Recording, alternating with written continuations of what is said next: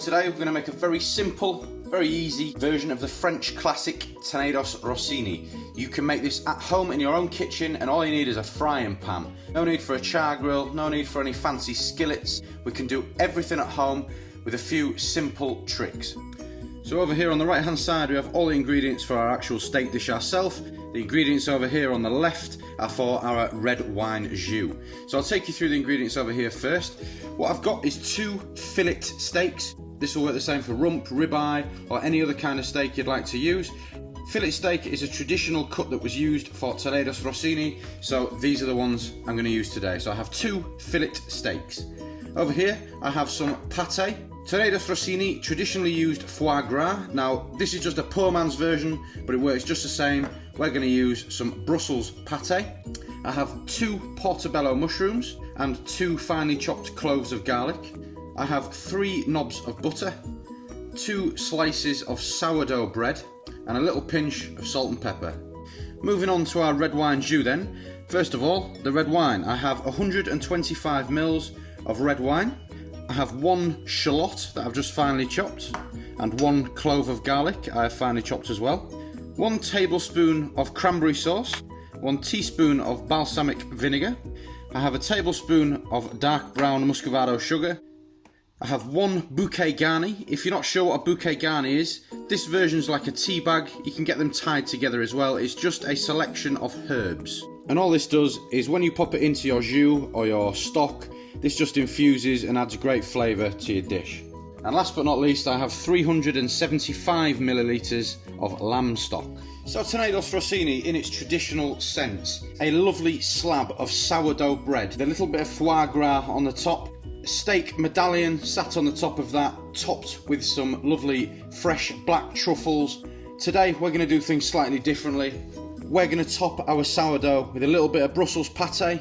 Our fillet steak goes on top. Then on top of that we have this fantastic garlic, portabello mushrooms, and our lovely red wine jus. So the first tip I will give you for cooking the perfect steak: you need to let it bloom. This is probably one of the most important steps to get your steak right, and it's also the first hurdle that people fall at. Currently you've taken your steak out of the fridge. The proteins in the steak are really tight because the meat is cold. You need to let it come to room temperature, and this is what we call letting it bloom. Then the steak will relax and it makes it nice and tender, and all those proteins start to soften up a little bit. So while we bloom our steaks then, the first thing we're going to do is work on our red wine jus. The difference between a jus and a gravy is thickened using flour. A jus is just reduced until it starts to thicken up naturally. So, into a pan on a medium heat, a little bit of olive oil. Okay, straight into our pan, we're going to go in with our 1 clove of garlic and our 1 shallot. Just going to fry those off for about 3 to 5 minutes until they start to go translucent and all that lovely flavour is worked around the pan. Okay, it's been about 3 to 5 minutes. Our onions start to soften up nicely. Some of them are just starting to turn a little brown. So we're going to go in with our red wine. Just allow that to cook off and burn off any of that alcohol. Again, for 2 to 3 minutes. Okay, now that red wine has had 2 to 3 minutes and that alcohol is burnt off, I'm going to go in with our muscovado sugar, our cranberry, and our balsamic vinegar. I'm just going to slowly mix that in. Alright, that's perfect. Now it's the turn of the lamb stock. That's going to go in there, along with our bouquet garni. Give it a stir in, and then what I'm going to do is I'm going to put that on a low heat and just pop it out of the way, and we can leave that for the entire duration of our cooking process. So about half an hour after we've popped our jus to the back of our hob, just going to preheat our oven to 180 degrees. So all we're going to do is make some very quick and very easy garlic portobello mushrooms. Take yourself a little bit of tin foil, kitchen foil, and take 1 of your mushrooms. Take roughly half of your garlic onto the top of your mushrooms, and then take 1 of your 3 knobs of butter, pop it on the top. All we're going to do, wrap it nice and tight so nothing can escape anywhere, pop it on a baking tray that's going to go into the oven. When your oven is preheated, you can pop these in for about 20 minutes to half an hour until they're nice and cooked. Okay, so our jus is bubbling away lovely. Our garlic mushrooms are in the oven. All that's left then is our steak and our toasted sourdough. One thing you'll notice, I've not seasoned either of my steaks, and I would never ever recommend you season your steaks until during the cooking process or after the cooking process. If you put some salt onto this steak now, all that's going to happen is it'll draw that moisture out of the steak and it'll dry your steak out. So when you've timed it so that there is 10 minutes left of your mushrooms in the oven, that's when we're going to move on to cooking our steak. So one thing you need to remember is we're going to rest it for as long as we cook it. People don't like blood on their plate. If you leave your steak to rest and you rest it properly, there won't be any blood on your plate. People think that just because it's rare or just because it's medium rare, that there's going to be blood everywhere. If you rest your steak properly, it will not have blood on your plate. Basic, very, very basic pan. Onto a high heat. Add a splash of oil to your pan, and we're just going to allow that to get nice and hot. So, the steaks into the pan. Leave them alone. Don't keep messing about with the steaks every 5 minutes, turning them, then turning them again.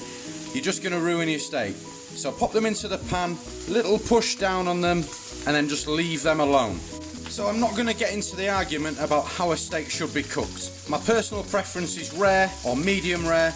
I'm not going to get into the argument of whether it should be rare or well done or whatever. There is a very, very simple test to test how your steak is doing, and it involves nothing but your hands.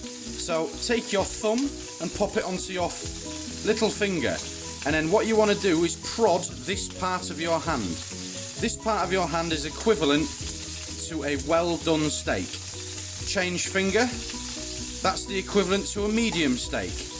Change finger again. This here is nice and soft now. This is the equivalent of a medium rare steak. And then again, on your last one, this is the equivalent of a rare steak. It's nice and soft. Open palm, blue. So well done, medium, medium rare, rare.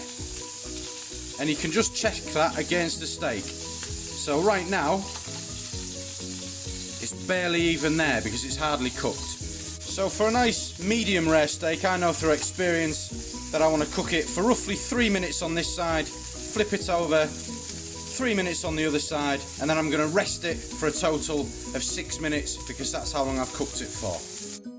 Okay, just before I turn our steaks over, I'm going to pop these under the grill and just toast them off nicely. Fantastic. So I'm going to turn our steak over.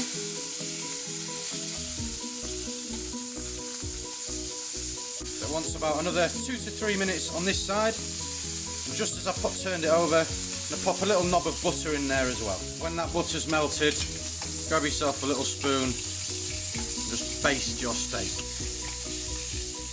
Just approaching the final 20-30 seconds of our steaks. Now's the time I'm going to season them well with some sea salt and black pepper. I'm just going to carefully remove them from the pan and allow them to rest. Okay, so first things first, I'm going to take our toasted sourdough and spread a generous amount of our pate onto our sourdough. And then we're going to carefully pop those into the centre of each of our plates. Next, still while our steaks are resting over there, I'm going to turn your heat off on your jus. I'm going to carefully pour it through a sieve or a strainer into a pouring jug, and then discard the shallot and the bouquet garni. Okay, next step, very carefully take your steak, set it on top. Fantastic.